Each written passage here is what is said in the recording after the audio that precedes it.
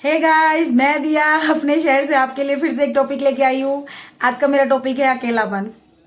Guys, मैं यही बोलना चाहती हूँ कि बहुत हो गया अपने लोगों को अकेला करने में।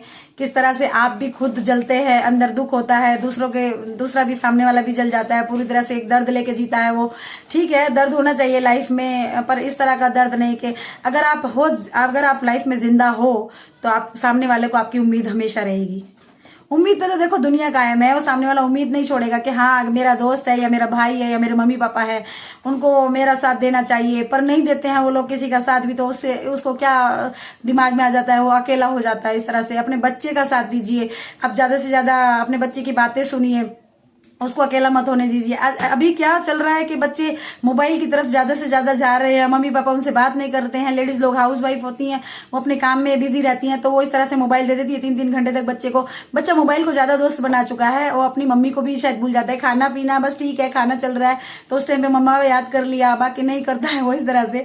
तो मैं यही बोलना चाह रही हूँ कि अपने ध्यान रखिए, अपने चारों तरफ आप जैसा माहौल बनाएंगे वैसा ही बनेगा। ये देखिए मेरी बच्ची है, हम लोग पार्लर में, आज संडे का दिन है और हम पार्लर में सफाई कर रहे हैं अपने। तो मैं यही कहना चाहती हूँ कि मैंने आपके लिए खास इसलिए इस टॉपिक पे वीडियो बनाया है कि अकेलापन ना होने दे, अपने आप को भी अकेला ना रखें, बिजी रखें, किसी भी चीज में बिजी रखिए। आपको ज्यादा से ज्यादा सोचना नहीं है, ज्यादा से ज्यादा विचार नहीं करने हैं। आप लोगों को यही देखना है कि किसी भी तरह का विचार आप पर हावी ना हो पाए, क्योंकि ये डिप्रेशन का दौर है। ये किस तरह से देश का माहौल हो चुका है, कोई किसी की सत्ता में पड़ा हुआ है, कोई किसी में पड़ा हुआ है, पर आम आदमी ही पिस रहा है इस सब चीजों में। तो मैं यही बताना चाहती हूँ कि आप लोगों को अपना ख्याल खुद रखना पड़ेगा, कोई भी आपको खड़ा करने नहीं आएगा। गाइज, वो बोलते हैं ना, खुद से थक जाओगे तो कोई खड़ा नहीं करेगा आप लोगों को। आपको अपना ख्याल खुद रखना है इन चीजों का। तो आपको सबसे पहले डिप्रेशन का पहला कारण यही होता है अकेलापन।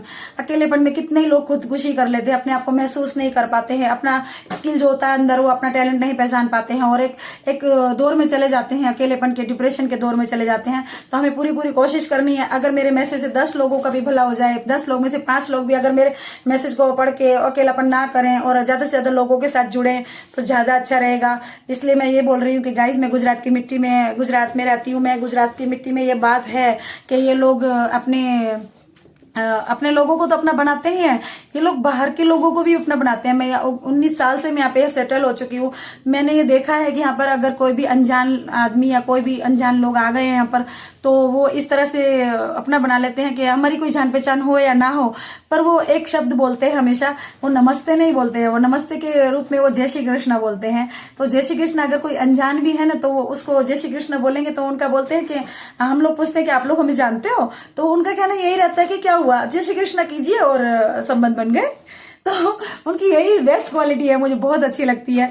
तो मैंने ज्यादातर ये सीन फेस किया है कि मेरे को ये बहुत अच्छी बात लगती है उन लोगों की, कि जय श्री कृष्ण करके आप किसी को भी अपना बना सकते हैं और संबंध जोड़ सकते हैं, बातचीत कर सकते हैं एक दूसरे के बारे में। हम देखो, हमें कोई अगर हमारा अच्छा होगा या बुरा होगा, अगर हमें खुद ही होना पड़ेगा, डिप्रेशन में हम चले गए, अंधेरों में चले गए या उजालों में हम लगाए, तो हमको कोई अवार्ड नहीं मिलने वाला है। बस ये है कि हमारा स्ट्रेंथ मजबूत रखना है हम लोगों को, और हमको खुद ही खड़ा होना पड़ेगा। अकेलेपन की वजह से हम टूट नहीं सकते हैं।